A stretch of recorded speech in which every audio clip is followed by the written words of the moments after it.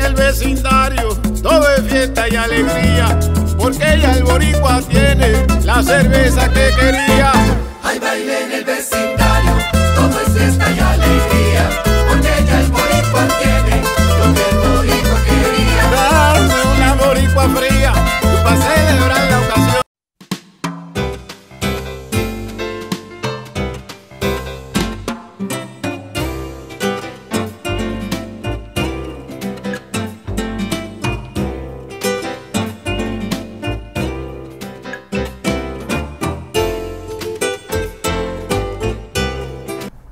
Good evening and welcome back to another edition of Latina Role Models. I'm your host, Sandra Rivera, and today we are speaking with Vivian Rodriguez, who has quite the resume that I'm sure you'll be anxious to hear about. Welcome.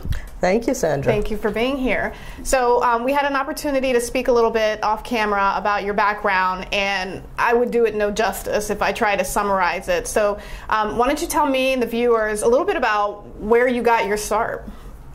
Well, I am a New York City detective. I retired as a first grade detective back in August of 2004 with 21 years of honorable service. I started my career back in 1983, and I became a police officer, and I was a patrol officer like everyone starts. And from there, I thought that it would be best for me for every 2 years to rotate and do something new, because I always love a challenge and I want to learn as much as I can. Sure. So from patrol, I went to the task force, which was a riot training task force, where they mobilize officers for any type of civil disobedience. So I did the task force, and then from there, I wanted to become a New York City detective. Mm-hmm. So I wanted to take the detective track, and my goal was to become a first grade detective, which I did accomplish on my 20th year. Now, is law enforcement what you've always wanted to do? Yes, I always wanted to serve the public. Okay. I've always been a public servant, and till this day I am a public servant. I'm very active here in the state of Florida, okay, now in the political spectrum. Sure. Was it a legacy that you were coming from of other police officers in your family? No, I was the first person in my family to ever become a New York City detective and police officer. Okay. So I really had to work hard in order to get to my goal. Sure. Sure. Mm-hmm. Okay. And what kind of support or reaction did you get from your family when you wanted to go into law enforcement? You're a woman, yes. So obviously it's not as typical. So yes. What kind of feedback? Well, I'm glad you asked, because I came from a suburban community where my father was very overprotective of my family. Mm-hmm. So when I did tell them that I wanted to become a New York City police officer, they were like, what? You know, you've been nurtured and you've been, you know, protected all your life, mm-hmm, and you want to go into a dangerous career. But they supported me. Good. Because at the time they were providing a free college education. Mm-hmm. So that was one of my main, I would say one of my main goals was to become a New York City police officer, because they also paid for your education. Sure. And you did very well at it. You continued to be promoted and get into more prestigious units, right? Yes. As I said, I was very blessed, and I worked very hard because I was very determined. Mm-hmm. I did want to succeed because I'm very inquisitive, and I always love to find the pieces to a puzzle. So that's why I took the detective track. And in order to become a detective, you had to go into an investigative unit. And I chose to go into the narcotics division. Okay. And I was an undercover officer for 6 months, and that was a real awakening, because I had to learn a lot about various drugs, mm-hmm, that I wasn't exposed to because I was a very good kid. You know, I was like the perfect child. And mm-hmm, that's why my parents, when I told them I was going to become a police officer, they were a little shocked. So I had to learn the process, and I went out to Alphabet City, all the way up to 42nd Street, buying heroin and cocaine and all types of different drugs. Right. And I was kind of healthy looking, so I would have to use the makeup. Right. The undercover detectives, depending on what drugs you're going to buy.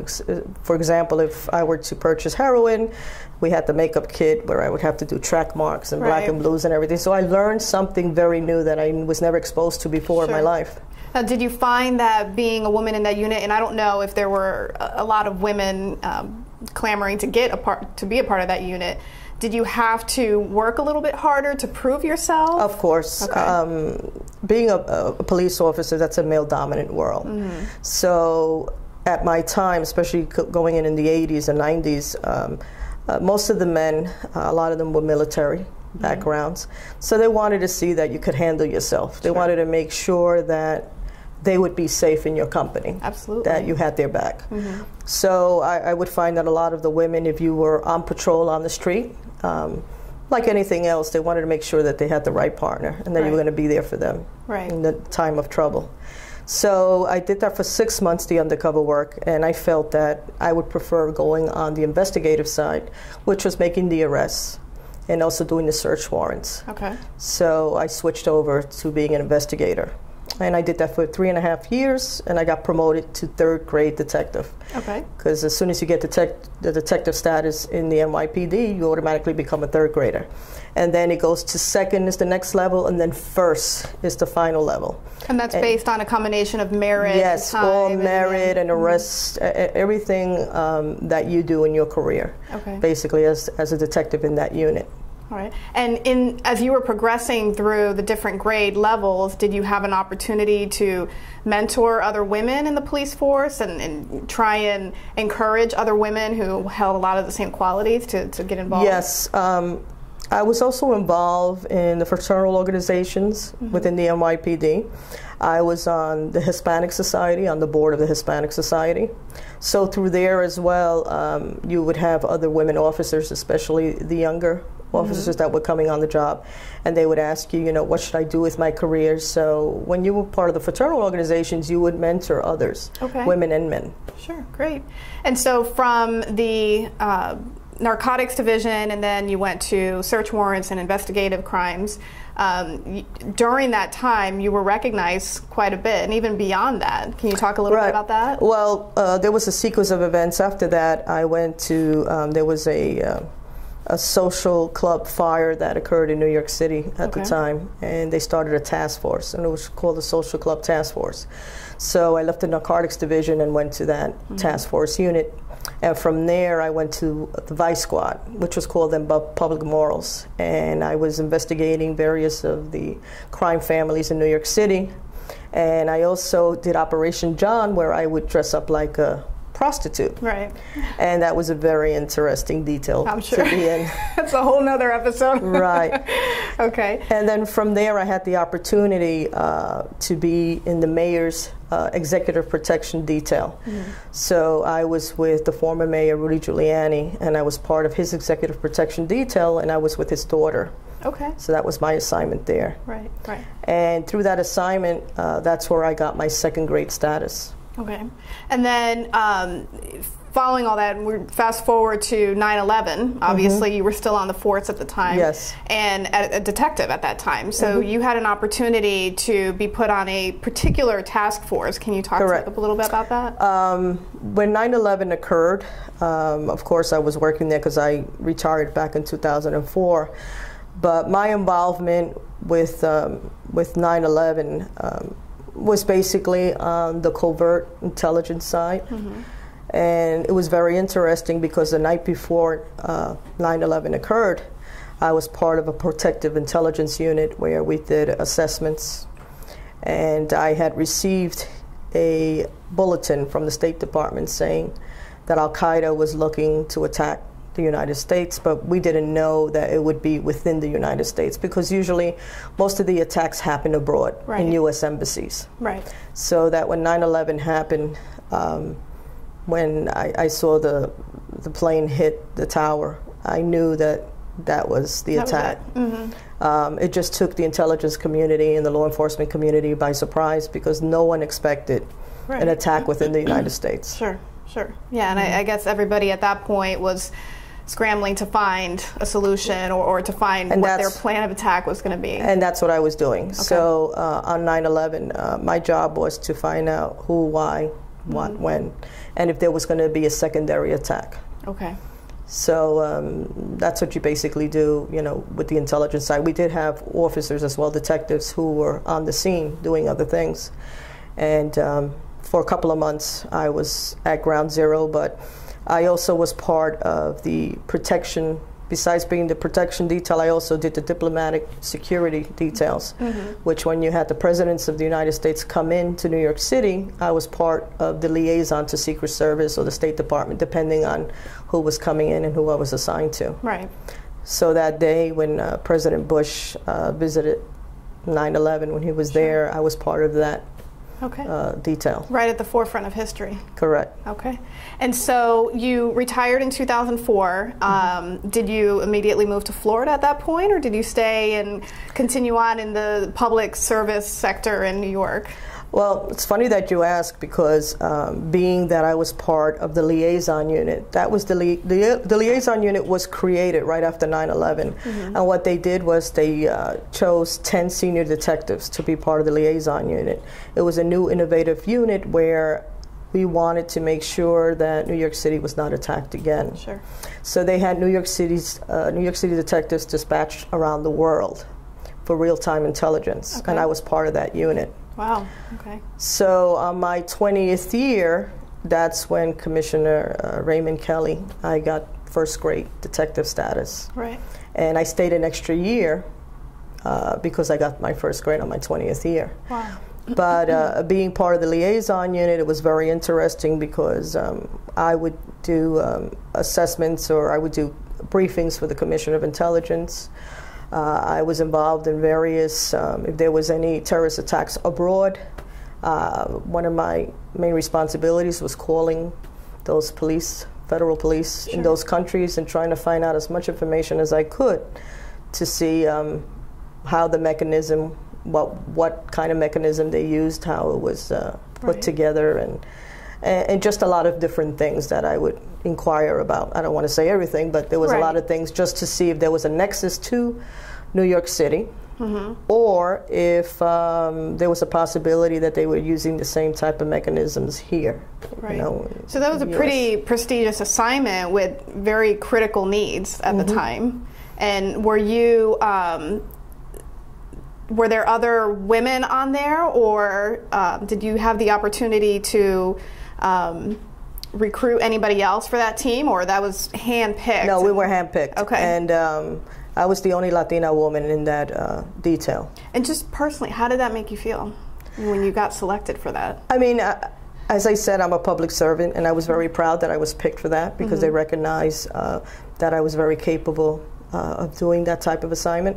So I just wanted to be part of a team that was going to disrupt any type of future, terrorism activity here in the New York City area, because I lost a lot of good friends, comrades, and it was a very dark day when that happened, and so many funerals that we went to, and it was just a day that I wish never happened. Right. So I felt, that there was a need for a unit like ours to try to prevent that type of attack ever occurring again in New York City or anywhere. Right. Because 9/11, I mean, there were 3 locations that were hit. Right. So it's been an amazing career that you've had, and now you're here in Florida, and you are the director of the Democratic Caucus for Central Florida. Is that correct? Yes, the actual title is the President of the Democratic Hispanic Caucus for the state of Florida. Okay. So what that means is that I work for the Florida Democratic Party. I am an arm of the Florida Democratic Party that looks to mobilize all Latino Democrats throughout the whole state, from north all the way down to South Florida. Okay. And the way that works is that the state, we oversee and we build chapters in every county. So we have chapters in South Florida, for example, Miami, Palm Beach, and Broward, 3 active chapters, because it's a heavy populated Latino communities there. We have mostly all of Central Florida, from Hillsborough all the way to Brevard. And so your objective is to make sure that there is that representation, that, as the Hispanic community grows in Florida, that we are seeing similar faces in positions of leadership. Exactly. One of the main objectives for the Hispanic Caucus is to build a Latino bench, because we see the increase of Latinos throughout the state of Florida, an increase that nobody ever expected. Sure. And if you look in 2050, I mean, we're really going to be a dominant, main voice here in the state of Florida. So my job is to make sure that we start building the Latino bench and recruiting and reaching out and mentoring others, especially our college students, and get them ready to work with the Hispanic caucus, learn what it is to work a campaign, canvassing, phone banking. So we're trying to do this with the entire community and educate them on the importance of voting.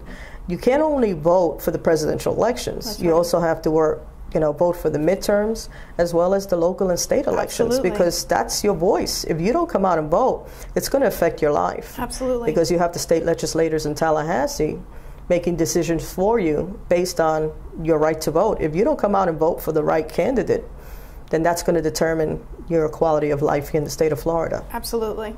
And so, and I'd love to talk more about that. Unfortunately, we're out of time, but what I'd like for you to do is, you have such a varied career, from law enforcement to investigative work to dignitary work to politics.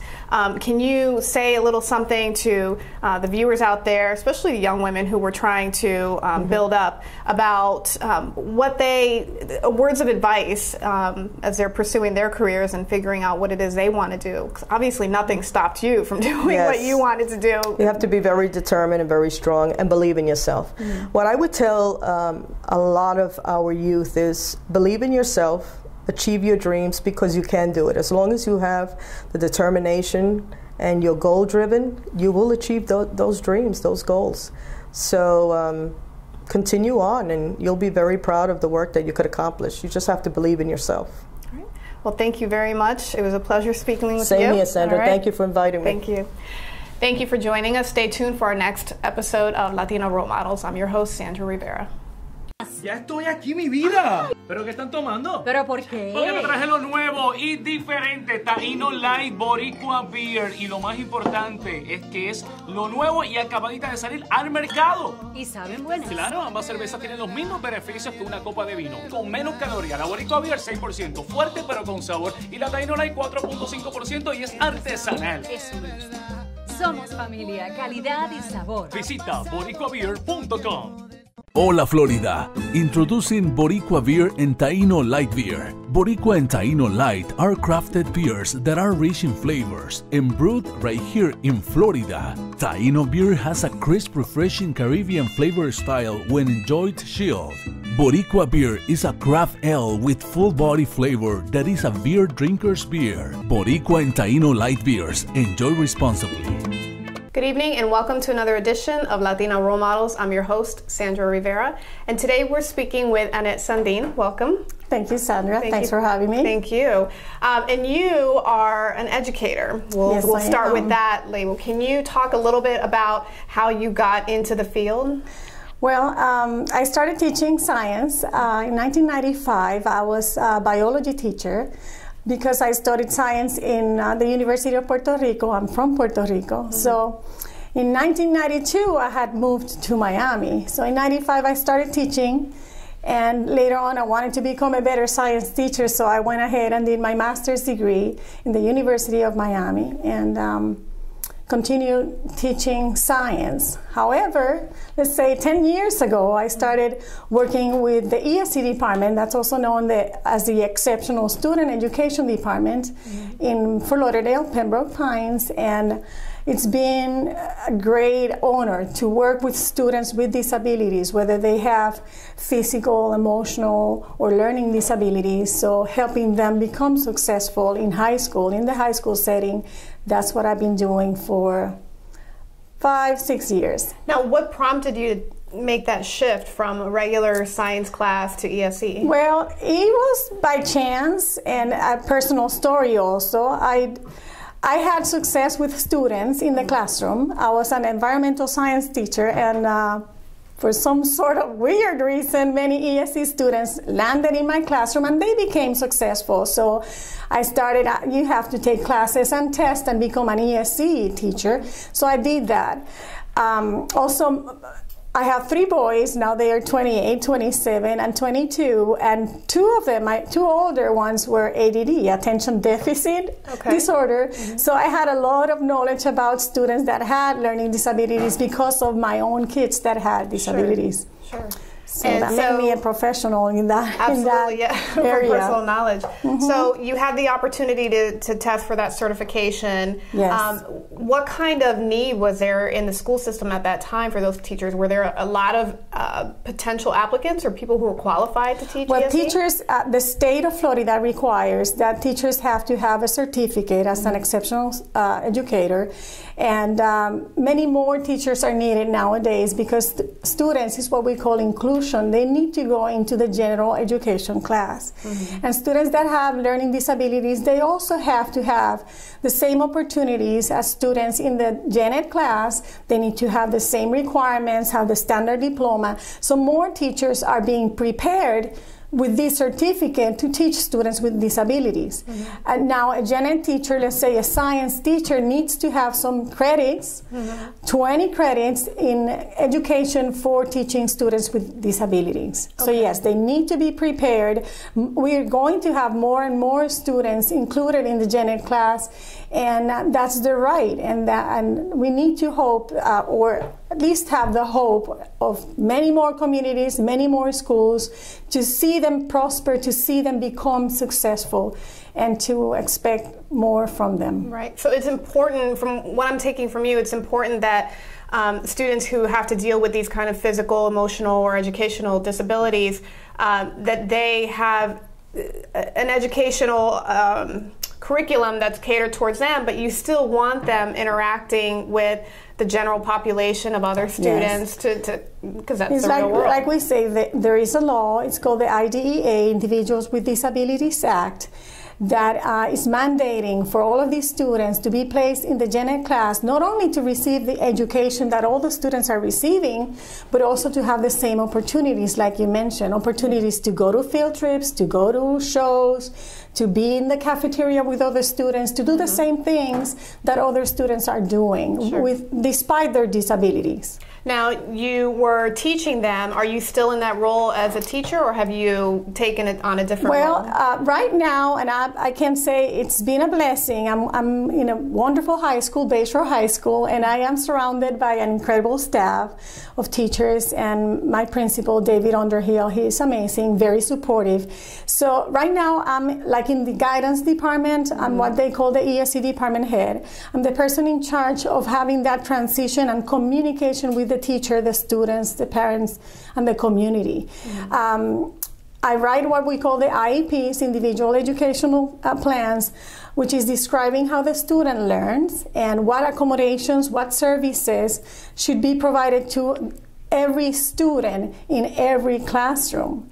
So it's very important that I know who the student is, what are their specific needs, and that I can transfer that in a positive way so the teachers can use that information and use the best strategies to teach the students and help them become successful. Okay, and in your role, you have the opportunity to interact with the students a lot, obviously. Yes. And what kind of fulfillment do you get when you interact with them and see them improving like that? Well, I'm learning every day, and every student has very specific needs, and they're all special in their own way. So my belief is that they need to understand that they are here for a reason, that they have incredible potential, that first of all, they need to believe in that potential. And we need to help them find what are they good at, because we have 7 different intelligences, right? Some might be good at dancing or math or words or reading, interpersonal intelligence, being good with other people, understanding yourself. So there are many ways you can be intelligent. So my philosophy is that we are all intelligent. Let's try to help them find where is that they can shine. What is your gift? What are you good at? Let's find it and let's grow in that area. And in your experience with the students, have you seen, have you been able to witness a lot of those students find that passion or what it is that they excel at? Yeah, I have some stories from my previous school, Pembroke Pines Charter.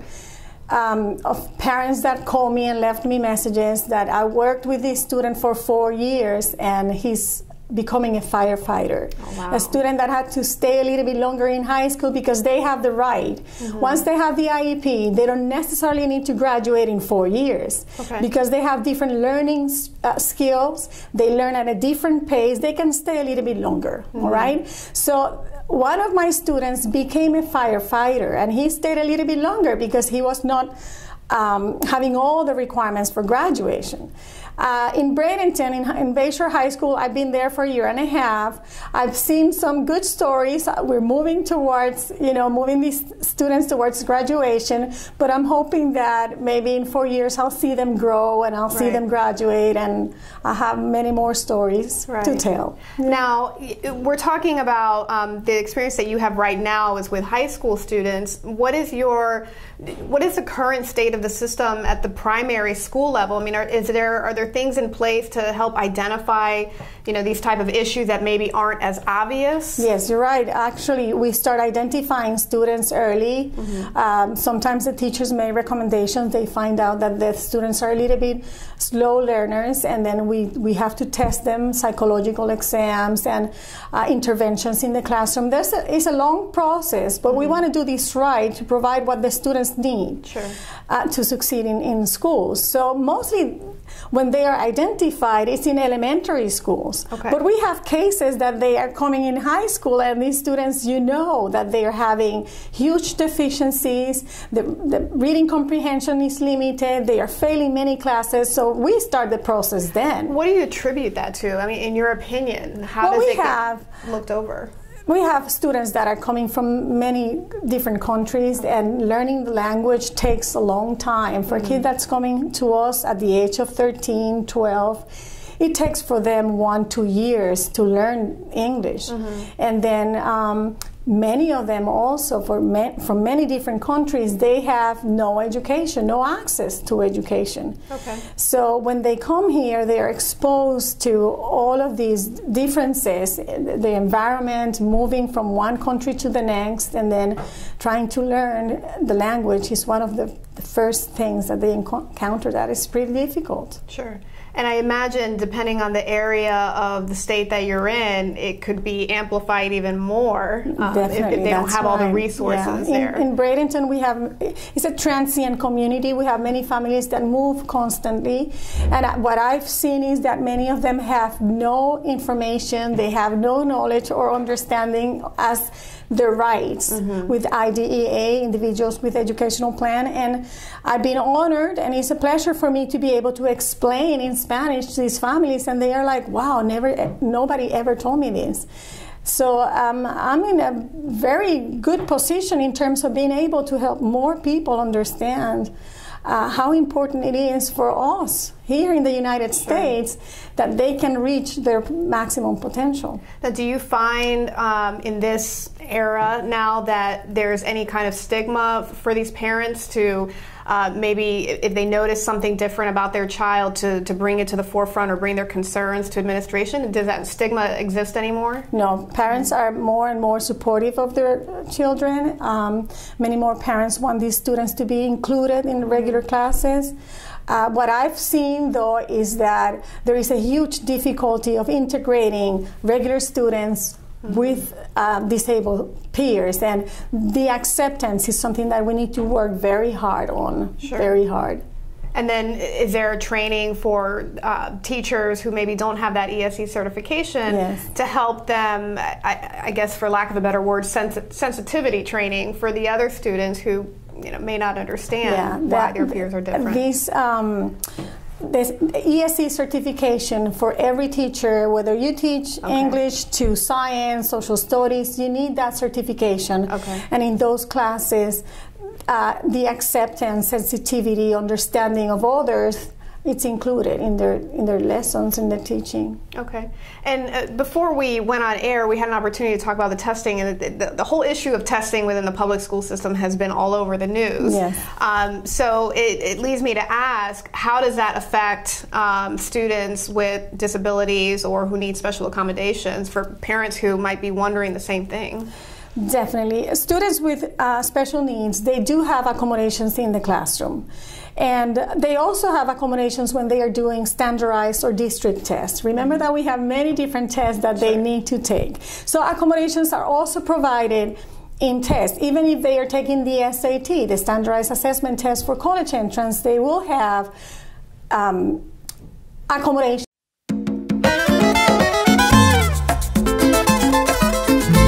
Hay baile en el vecindario, todo es fiesta y alegría, porque ya el boricua tiene la cerveza que quería.